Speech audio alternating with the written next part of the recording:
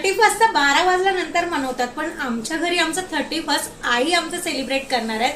म्हणजेच आमच्या आईने बनवलेली आहे बटरी पावभाजी. आणि पावभाजीच्या सुगंधाने अक्षरशः मला खूप जास्त भूक लागलेली, म्हणून मी 12 वाजल्याची वाट नाही बघितली. मी सरळ उठून पडली आहे पावभाजीवर. तर इथे बनवलेली आहे आईने मस्त अशी बटरी पावभाजी. त्यावर आपण टाकणार आहे असा हा कचकच कांदा. त्याच्याशिवाय पावभाजीला काही मजा नाही. आणि वरून येणार आहे ही हिरवीगार कोथिंबीर, जी मला सगळ्यात जास्त आवडते. आणि माझा फेवरेट लिंबू. आहा, रस थोडासा कमी आहे पण मी नक्की पिळणार, म्हणून एक नाही तर मी 2 घेतलेली आहे.